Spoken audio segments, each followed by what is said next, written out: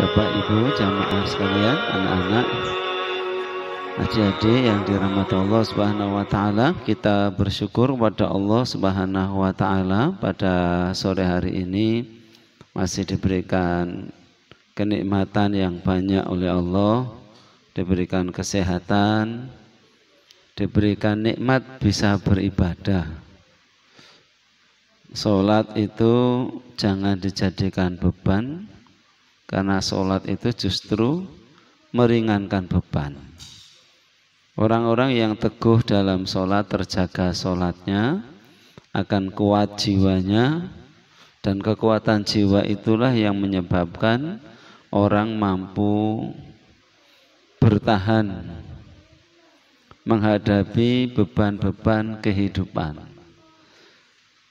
Beban hidup tiap orang kadarnya memang tidak sama, tetapi yang membuat beban hidup itu terasa berat bukanlah bebannya, tetapi adalah kemampuan menanggung beban yang berbeda. Maka kita dianjurkan berdoa kepada Allah itu bukan agar kita diberi ujian yang sedikit, beban yang sedikit, tetapi agar kita diberi punggung yang kuat, agar kita mampu menanggung beban ujian yang diberikan oleh Allah Subhanahu wa taala. Karena pahala seseorang itu tergantung pada kadar kelelahan seseorang. Wong sederhanane wong sing salat 5 waktu tok dengan orang sing sholat 5 waktu plus sholat rawatib plus sholat tahajud plus sedino 20 juz mamane kuwi ya tetep kesel sing sholate akeh tilawahnya banyak ngeten. Jadi kadar pahala kita itu tergantung pada kadar kelelahan yang kita lakukan di jalan Allah Subhanahu wa taala. Nah, kemampuan menanggung banyak beban, banyak amalan itu tergantung pada kekuatan jiwa seseorang. Kuatnya hubungan kita dengan Allah Subhanahu wa taala menjadikan ujian, perintah Allah maupun larangan Allah yang diberikan kepada kita itu menjadi sesuatu yang menyenangkan. Perintah Allah kita lakukan menjadikan kita bahagia, karena tujuan hidup kita adalah mencari ridha Allah. Kita dituntun oleh agama ini, oleh keimanan kita untuk memurnikan ketaatan ini hanya kepada Allah.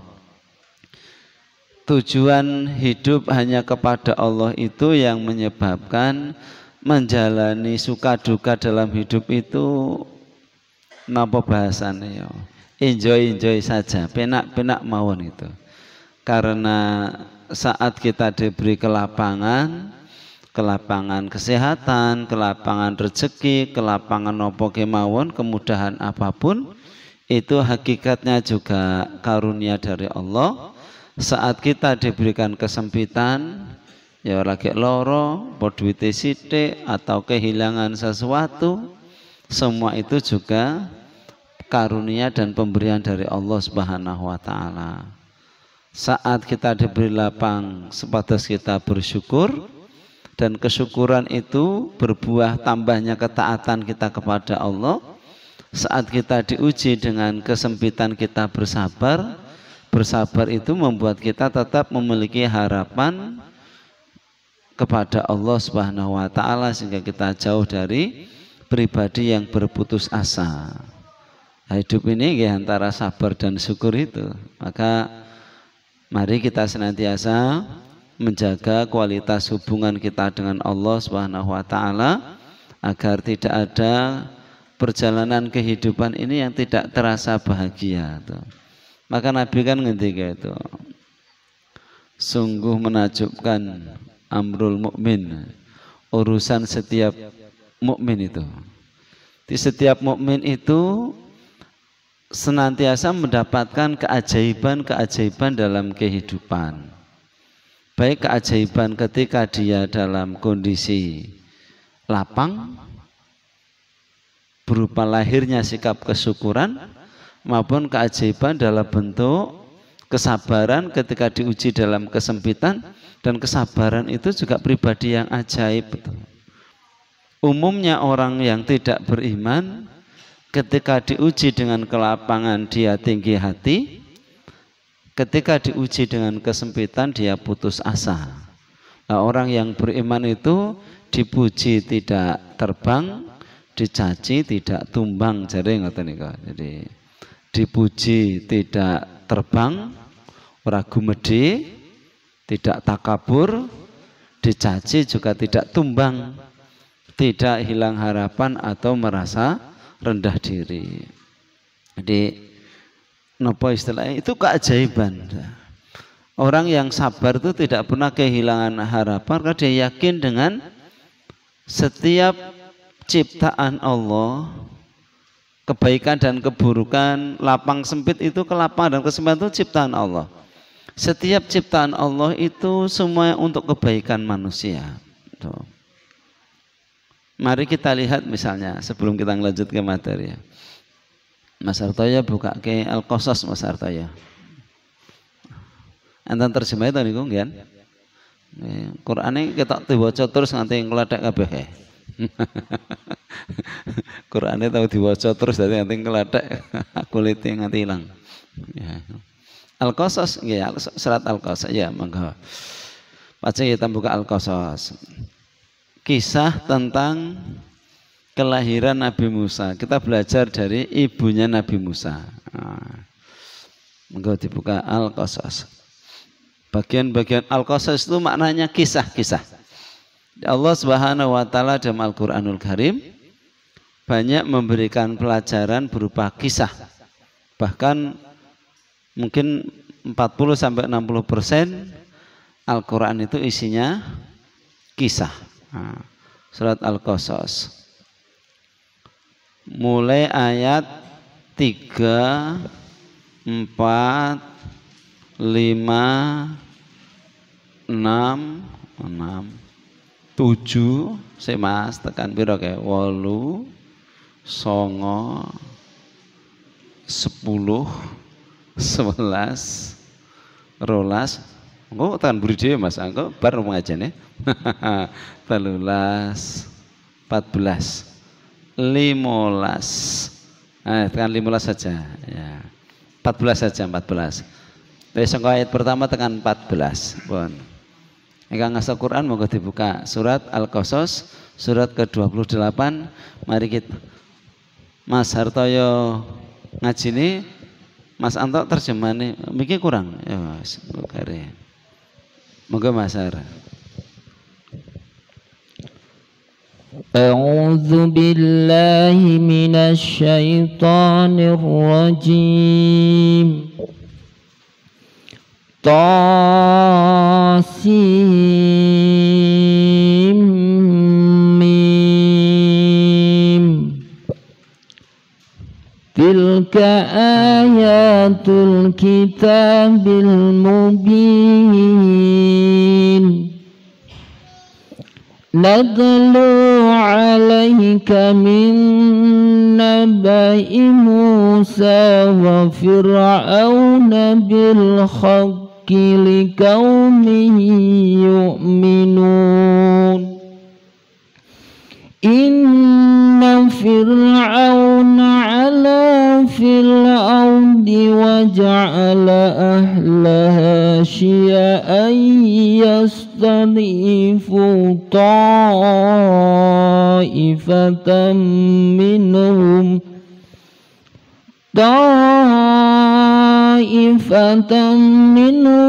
yudhabbihu abna'ahum wa yastahyi nisa'ahum. Innahu kana minal mufsidin. Wa nuridu an namunna 'alal ladzina istud'ifu في الأرض ونجعلهم أئمة ونجعلهم الوارثين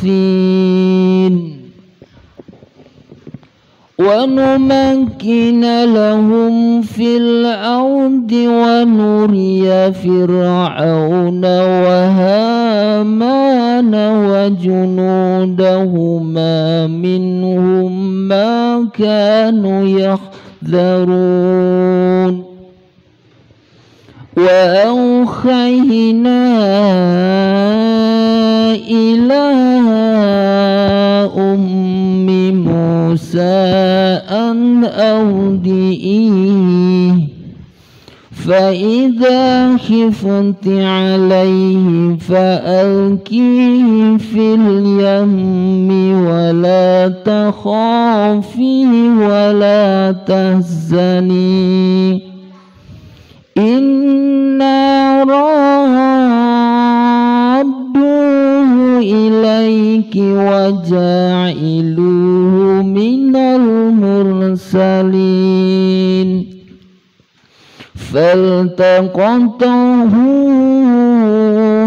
آل فرعون ليكون لهم عدوا وحزنا إن فرعون وهامان وجنودهما كانوا خاطئين وقالت امرأة فرعون قرة عين لي ولك لا تقتلوه عسى أن ينفعنا أو نتخذه ولدا وهم لا يشعرون وأصبح فؤاد أم موسى فارغا إن كادت لتبدي به لولا أن ربطنا على قلبها لتكون من المؤمنين وقال لأخته قصيه فبصرت به عن جنب وهم لا يشعرون وحرمنا عليه المراضع من قبل فقالت هل أدلكم على أهل بيت ألا أهل بيت يغفرونه لكم وهم له ناشحون فرددناه إلى أمه كي تقر عينها ولا تحزن ولتعلم أن وعد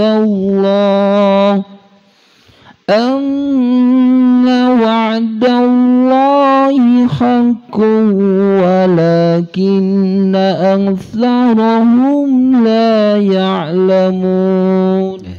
Cukup sampai itu aja, enggak apa-apa Mas. 13 saja.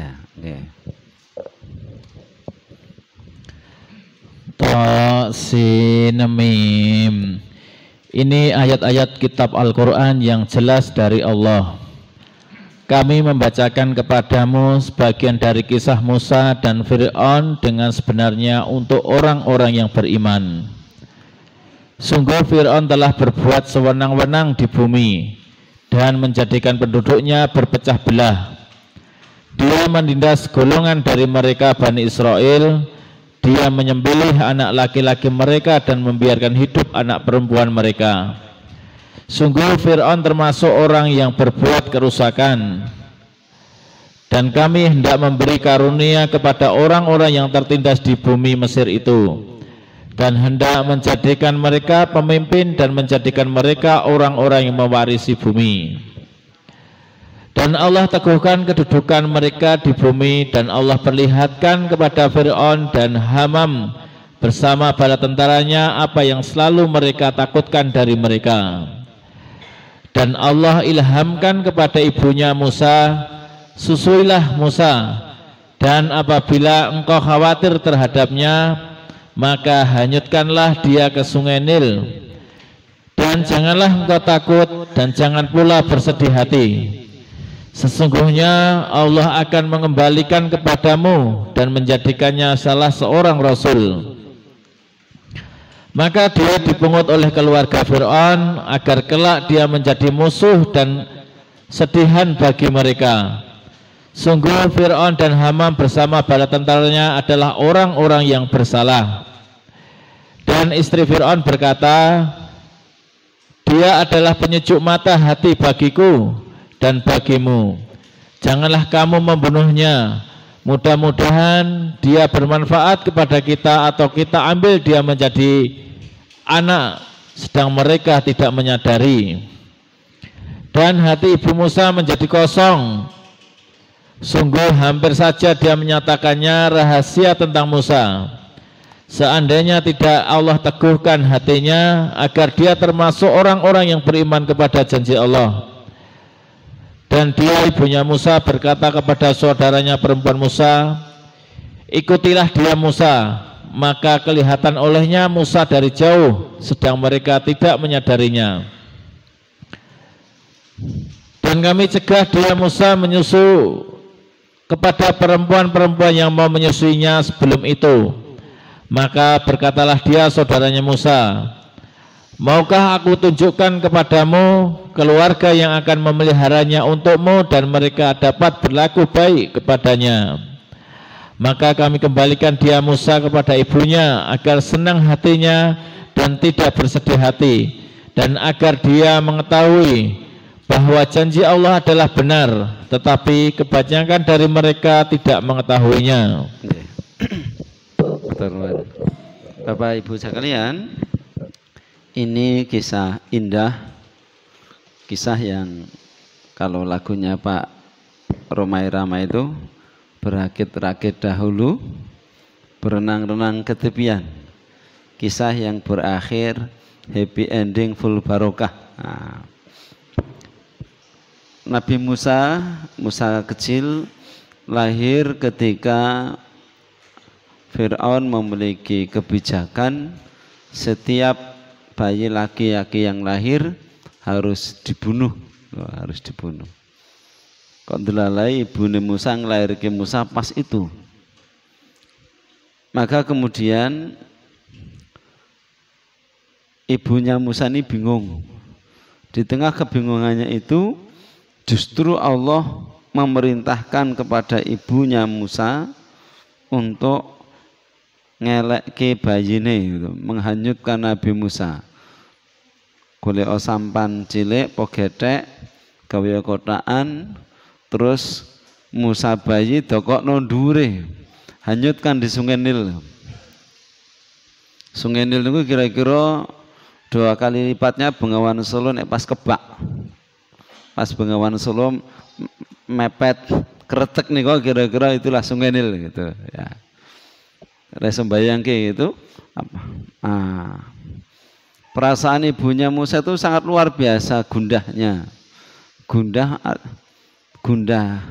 dia anak lanang ya seneng ya susah. Diarani seneng dia anak lanang, diarani susah.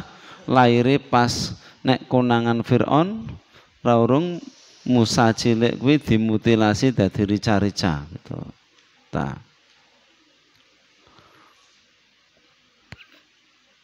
Ijik ngono, Allah perintahnya meminta ibunya Musa untuk menghanyutkan Musa, dikelekke itu. Niku lak yo apa to, Pak? Nah. Ora dilakoni piye, dilakoni piye.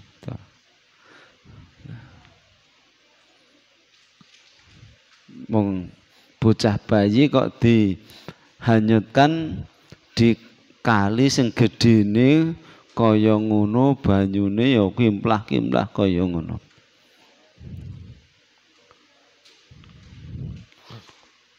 Nek ditumpakne kapal enek sing ndayung ngoten mboten napa-napa. Wong kandha kok ning nggon gethek, selehke ndhuwure niku lek mbayangke kan arep ndokokke enten mriku kan pun mikire ping 1000 niku.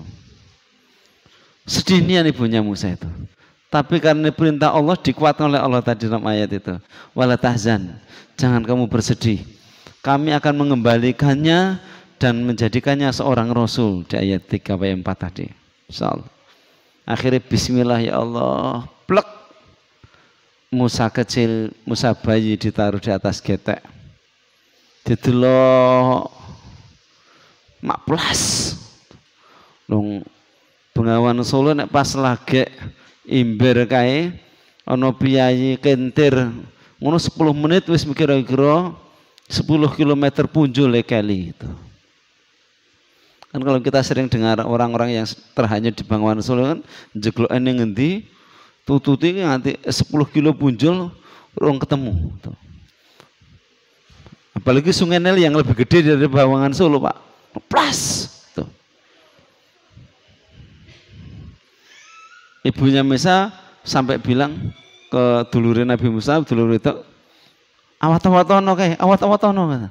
Bareng lahir ki kan mungkin ngawat-ngawati Nabi Musa bareng lahir ki melayu nututi bayi turut pinggir kali ya ora mungkin gitu. Qadarullahnya, makanya janji Allah itu benar.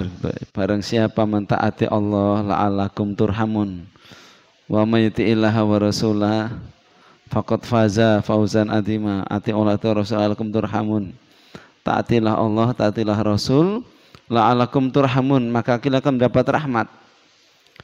Allah yang maha kuasa tuh. Bayi Musa terjaga dengan baik di atas air. Kan kali ini niku nglewati istanane Firaun.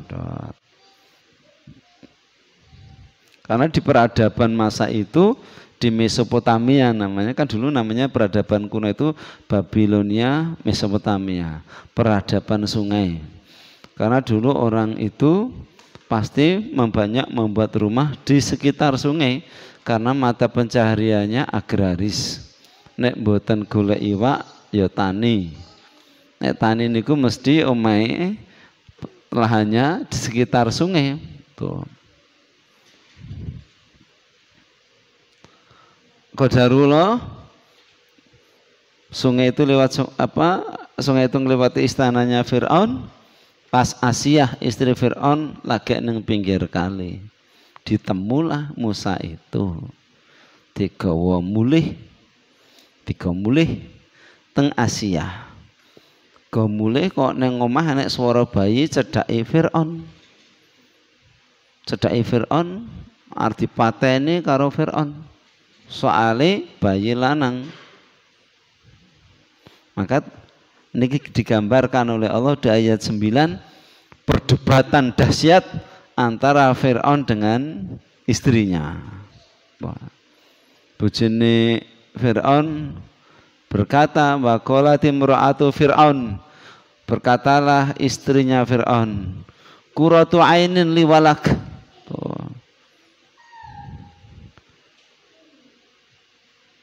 Ibu istrinya Fir'aun Asiyah itu hatinya jatuh cinta dengan Musa kecil itu, merasa sangat sayang dengan Musa kecil itu. Tapi itu fitrah manusia.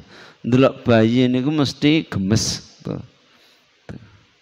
Maka kalau ada orang duwe bayi cilik kok ngemper toko dilebokke nang tempat sampah, kayak saya nggak bisa membayangkan, mesti hati kecilnya mesti itu yo nangis itu sebenarnya.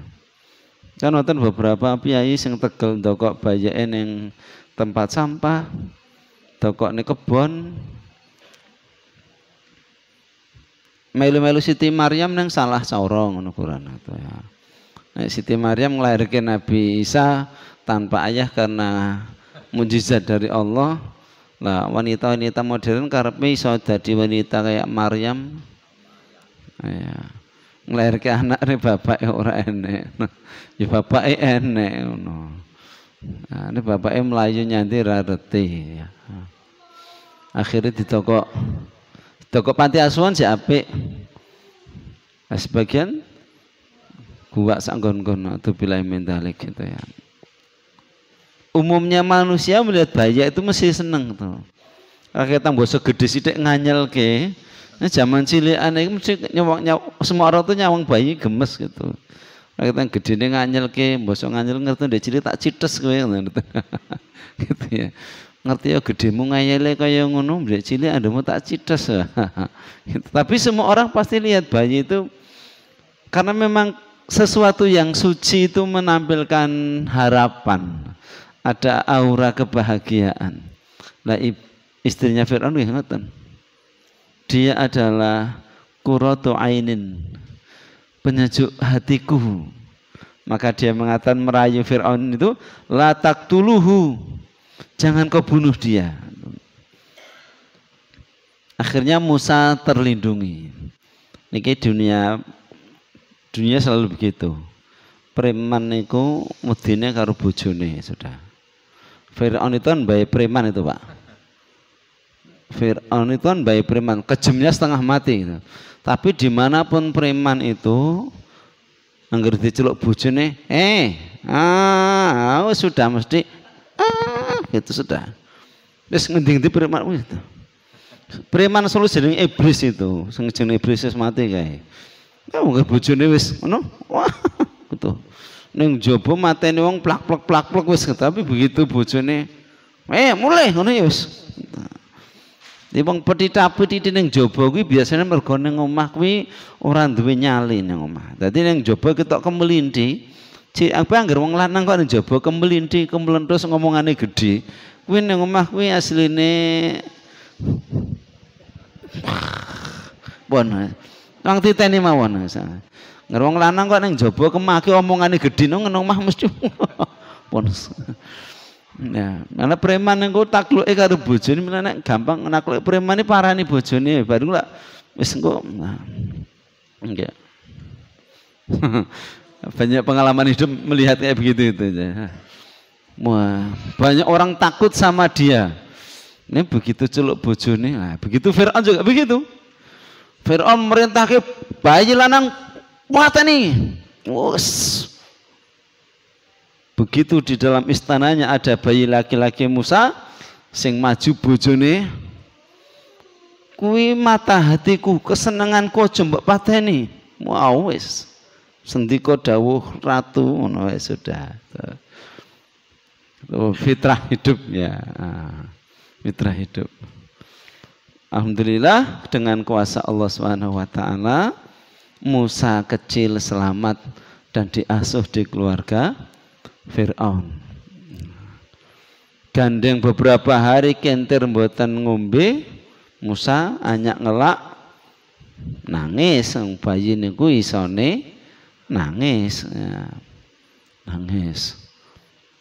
Kemudian goleke wong pirang-pirang sing nyusu, ora nang sing cocok, Musa ora gelem. Kayak susu kambing tawa, kudu iso tertawa, ora tertawa. Susu kental manis ora gelem. Susu formula Denko zaman semono urung eneng kuwi ya. Ora gelem. Goleki ibu sing modele kaya ngapa to? Model ibu-ibunya tidak gathuk. Dikisahkan. Di saat itu di ayat ke-10-nya itu sing dahsyatnya itu wa asbaha fu'atu ummi Musa farigha. Ketika Musa kintir ngoten niku ki Musa piye dikisahkan oleh Allah, ibunya Musa hatinya kosong, Betapa tidak kosong. Mung dia menghanyutkan Musa. Buah hatinya menjadi kosong. Dikisahkan oleh Allah, in kadat la tubdi bihi laula arabatna ala qalbiha. Hampir-hampir saja ibunya Musa niku meh wae arep kondo karo sapa-sapa nek dekne ngelekke Musa. Sapa sing nemu Musa, sapa sing nemu Musa. Hampir saja tuh. Saking ra kuat atine kepikiran Musa, dia meh kondo-kondo karo sapa-sapa memberitahukan, mengumumkan nek dekne ngelekke Musa. Nek dekne nganti kondo ngumumke terus krungu Fir'aun, wah dah Musa tidak jadi tumbuh besar, mesti kecites idane. Tapi Allah menguatkan hatinya, insyaallah. Maka keteguhan hati itu nikmat yang luar biasa dari Allah. Ketenangan menghadapi ujian itu kenikmatan luar biasa dari Allah Subhanahu wa ta'ala.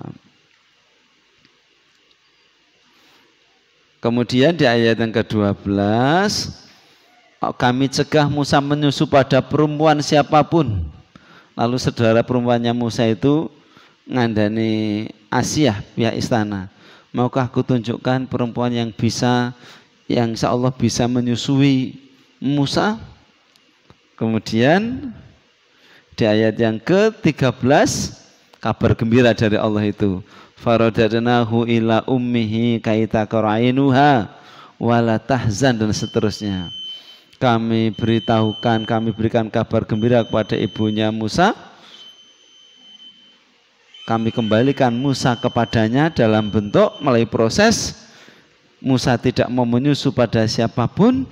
Kemudian Allah jadikan Musa bertemu dengan ibunya, atau ibunya Musa bertemu kembali dengan Musa. Akhirnya Musa disusui oleh ibunya. Allah memang dari begitu. Nah, Allah itu menjaga para nabi itu dari sesuatu yang buruk-buruk, termasuk air susu ASI itu. Para nabi selalu dipilihkan ASI yang terbaik gitu. Nah, termasuk ini. Dan kami kembalikan dia Musa kepada ibunya agar tenang hatinya dan tidak bersedih hati, dan agar dia mengetahui bahwa janji Allah itu benar. Siapa yang taat kepada Allah, la'allakum turhamun, pasti mereka mendapat rahmat. Kalau ceritanya sejak awal Allah sudah ngasih tahu ibunya Musa, sok ceritane ngene lho, engko to Musa keli ditemui Asiyah engko terus Musa mbok susoni nek ngono, ibune Musa tidak faragha, tidak hatinya kosong, tidak sedih wong diceritain, dan itu tidak akan ada hebat-hebatnya. Tapi jauh nian sebelum itu terjadi, Allah uji ibunya Musa alaihi salam, insyaallah.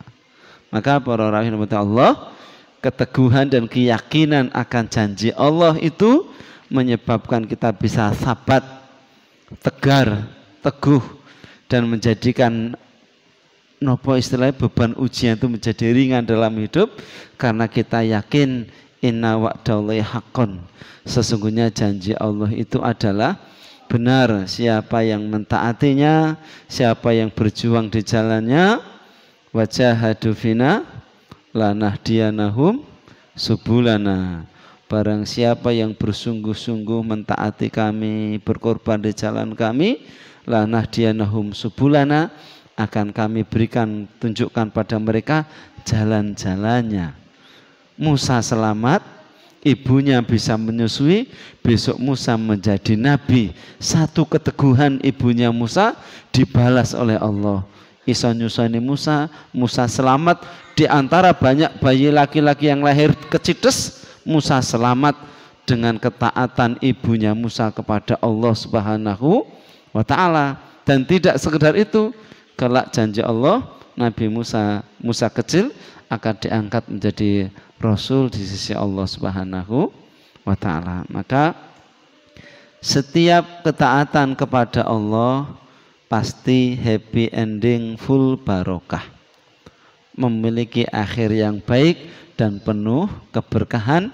Kata kuncinya yakin dumateng janjinipun Allah Subhanahu wa taala. Mengatakan Bapak Ibu rahmat Allah, motivasi untuk kita sami ing sabar anggenipun taat dhateng Gusti Allah, ingkang sabar anggenipun istiqomah, insyaallah tatanazzalu alaihimul malaikah alla takhafu wa la tahzanu wa basyiru bil jannati allati kuntum tu'adun. Malaikat akan datang kepada kita dan mengatakan jangan takut, jangan khawatir, dan bergembiralah kamu dengan surga yang dijanjikan Allah kepadamu. Mengatakan mugi-mugi manfaat kagem kita sami mengambil ibrah dari kisah ibunya Nabi Musa dan Musa kecil yang diberkahi oleh Allah Subhanahu wa taala. Lepat ngapunten bila taufik wal hidayah. Assalamualaikum warahmatullahi wabarakatuh.